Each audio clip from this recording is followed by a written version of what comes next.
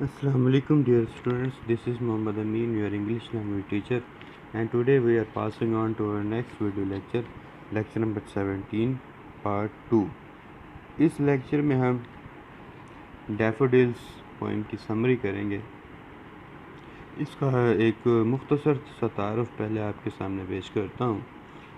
Daffodils William Wordsworth ने लिखी है। विलियम वर्ड्सवर्थ को हम फितरत के शायर के नाम से जानते हैं।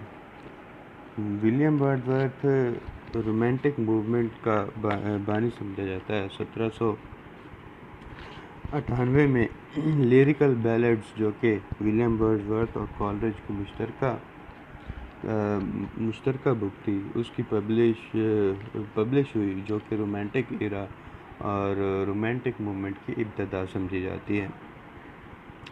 अपनी नज़मों में विलियम वर्ड्सवर्थ ने फितरत की खूबसूरती को और फितरत के खूबसूरती के इंसानों पर असरात को बयान किया है।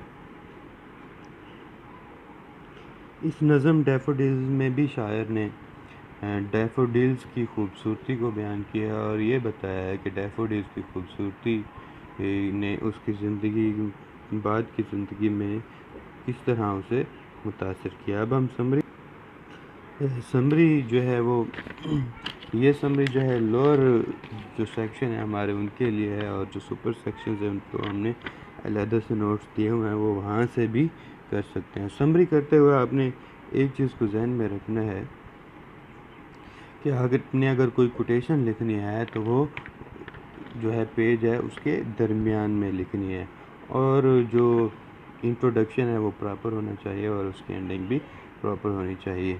इसमें आपकी स्पेलिंग मिस्टेक्स और ग्रामेटिकल मिस्टेक्स ना हो, क्योंकि जितनी ज़्यादा स्पेलिंग्स और ग्रामेटिकल मिस्टेक्स होंगी उतने ज़्यादा नंबर आपके डिडक्ट होंगे।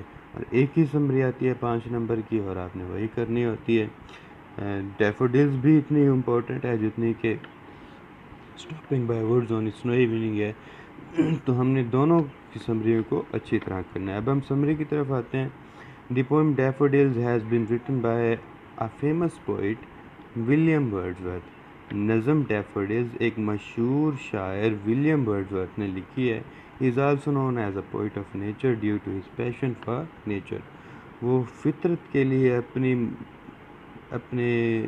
मोहब्बत की वजह से फितरत के शायर के नाम से मशहूर है। अकॉर्डिंग टू हिम, उसके मुताबिक nature is a teacher and preacher. फितरत एक मुबल्लिग और एक उस्ताद है। In this poem, the poet has presented before us the healthy, ennobling, purifying and enduring impact of nature on the human being. इस नज़म में शायर ने इंसान पर फितरत के ना ख़त्म होने वाले सेहतमंदाना और रूह को पाक करने वाले असरात बयान किए हैं। In this poem, the poet describes a natural scene of daffodils. इस नज़म में शायर नरगसी फूलों का एक फितरती मंज़र बयान करता है, कुदरती मंज़र बयान करता है। Once he was wandering among the vales and hills. एक दफ़ा वो पहाड़ियों और वादियों के दरमियान घूम फिर रहा था। Suddenly he saw a crowd of golden daffodils. अचानक उसने सुनहरी नरगिसी फूलों का एक झुरमुट देखा। They were growing beside the lake and beneath the trees. वो झील के नज़दीक और दरख्तों के नीचे उगे हुए थे। They were fluttering and dancing in the breeze. वो हवा में झूम रहे थे और रक्स कर रहे थे। They were shining like stars that twinkle in the Milky Way. वो उन सितारों की तरह चमक रहे थे जो कि मिल्की वे में टिमटिमाते हैं। They were stretching in never ending line. वो ना ख़त्म होने वाली कतार में फैले हुए थे। He saw these daffodils for a long time that were tossing their heads in sprightly dance.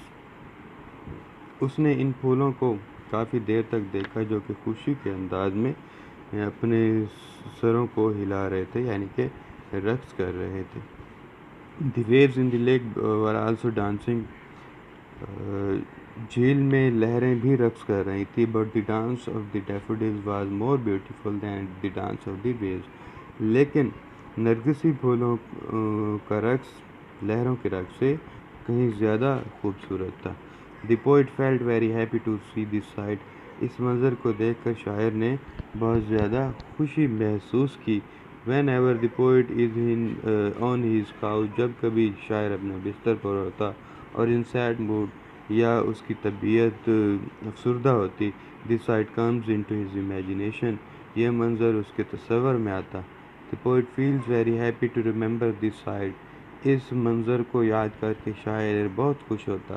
This sight has become a permanent source of pleasure for the poet. یہ منظر شاعر کے لیے مستقل خوشی کا باعث بن چکا ہے. یہ سمری ہے، آپ نے اس کو اچھی طرح یاد کرنا ہے، اور یاد کرنے کے بعد آپ نے اس کو